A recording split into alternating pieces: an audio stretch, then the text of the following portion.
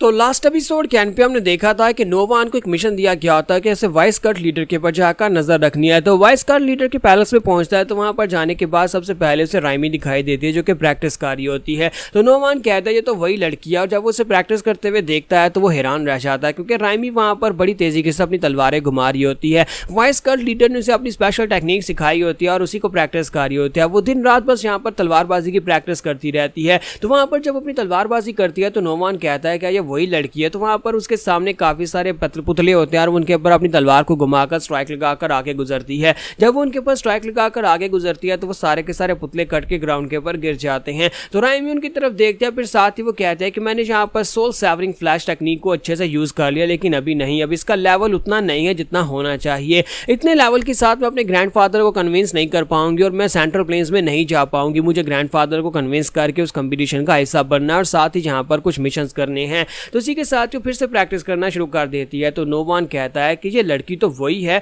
लेकिन आज यहाँ पर इसने ये सब कुछ कैसे सीख लिया। सिर्फ 1 साल गुजरा है और अभी तक यहाँ पर इसने मार्शल आर्ट्स में महारत हासिल कर ली है। लास्ट टाइम जब मैंने इसकी जान बचाई थी उस वक्त तो इसे बिल्कुल भी मार्शल आर्ट्स का नाम भी नहीं पता था। आज इस लड़की के साथ ऐसा क्या हुआ है कि ये इतनी हद तक बदल चुकी है और यहाँ पर इस तरह से कैसे हो गई है। तो यहीं पर से नेक्स्ट सीन कल्ट लीडर्स की रेजिडेंस का दिखाया जाता है, जहाँ पर वाइस कल्ट लीडर जो होते हैं वो कल्ट लीडर से मिलने के लिए जाते हैं। तो कल्ट लीडर उसे कहता है कि बताओ कि तुम यहाँ पर मुझसे मिलने के लिए क्यों आए हो, क्योंकि तुम तो हमेशा मैंशियन पीक के ऊपर ही रहना चाहते हो और तुम वहां पर से वापस भी नहीं आते। तुम तो बस अपनी पोती के साथ, जो अपनी तुम पोती लेकर आया उसके साथ ही बस प्रैक्टिस करते रहते हो। तो वाइस कल्ट लीडर से कहता है कि वाइस कल्ट लीडर को क्या यहाँ पर कल्ट लीडर से मिलने के लिए आने के लिए किसी वजह की जरूरत है, मैं तो बस यहाँ पर तुम्हें देखने के लिए आया था। तो कल्ट लीडर से कहता है कि हाँ अच्छा किया तो मुझे देखने के लिए आया, मेरी हालत बिल्कुल भी अच्छी नहीं है आजकल। तो मेरा ये जो कंपटीशन स्टार्ट होने वाला है डिवाइन कंपटीशन, उसकी वजह से मेरा सर दर्द करता रहता है क्योंकि अब यहाँ पर इस कंपटीशन की तैयारी की जिम्मेदारी भी मेरे ऊपर है और बहुत ही जल्दी ये कंपटीशन स्टार्ट हो जाएगा। कल्ट लीडर उसे कहता है कि वाइस कल्ट लीडर मैं चाहता हूं कि इस कंपटीशन में भी तुम यहाँ पर मेरा ही साथ दो, मेरी साइड के ऊपर खड़े रहना ताकि मैं मजबूती से खड़ा रह सकूं।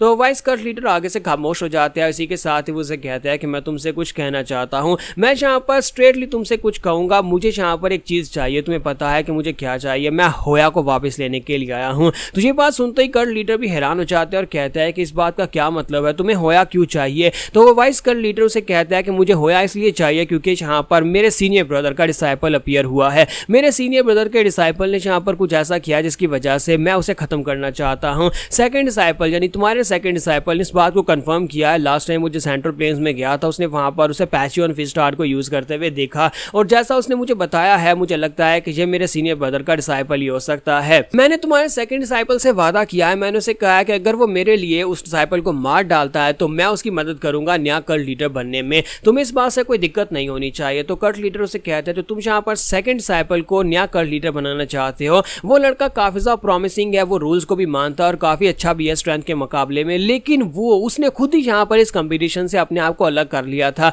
वो कल्ट लीडर नहीं बनना चाहता क्योंकि उसकी जो बेस है वो कल्ट से नहीं है, यानी कि वो डिमोनिक कल्ट से नहीं पैदा हुआ बल्कि वो बाहर से लाया गया था। इसी वजह से वो अपने आप को ऐसा नहीं समझता। तो क्या तुम वाकई में यहाँ पर उसका साथ देना चाहते हो, उसको यहाँ पर कल्ट लीडर बनाना चाहते हो, लेकिन क्या तुम्हें लगता है कि वो यहाँ पर जाकर उस डिसाइपल को मार पाएगा? तो अगर तुम्हें यहाँ पर उसके ऊपर यकीन होता है कि वो जाकर उसे मार सकता है तो फिर तुम होया लेने के लिए कभी भी यहाँ पर नहीं आते। तो वाइस कल्ट लीडर उसे कहता है कि हाँ मुझे पता है कि वो कभी भी जाकर उस डिसाइपल को मार नहीं पाएगा, मैं उसे बेच तो रहा हूँ लेकिन मुझे इतना पता है कि वो मेरे सीनियर ब्रदर के डिसाइपल को नहीं मार सकता। अगर मेरे सीनियर ब्रदर ने यहाँ पर उस लड़के को, जो भी उसका डिसाइपल है, उसको सही से तालीम दी होगी तो फिर मुझे नहीं लगता कि हमारे डिसाइपल्स में से कोई भी ये काम कर सकता है। तो कल्ट लीडर से कहते तो फिर क्या तुम खुद जाने वाले हो, क्या तुम होया की मदद से जाकर उसे फाइट करोगे? तो वाइस कल्ट लीडर से कहते हैं नहीं, मैं खुद तो बिल्कुल भी नहीं जाने वाला क्योंकि मुझे अभी बहुत सारे जरूरी काम करने हैं। मैं यहाँ पर सिरिन को भेजने वाला हूँ, मैं अपनी पोती सिरिन को भेजूंगा इस मिशन के ऊपर और वही मेरे सीनियर ब्रदर के डिसाइपल को जाकर मारेगी। तो कल्ट लीडर से कहता है कहीं तुम पागल तो नहीं हो गए, सिरिन को भी यहाँ पर आए हुए 1 साल हुआ है और 1 साल में उसकी मार्शल आर्ट्स क्या इतनी बेहतर हो गई है कि वो मेरे सेकंड डिसाइपल से भी ज्यादा बेहतर हो गई है और जाकर उस लड़की को मार सकती है।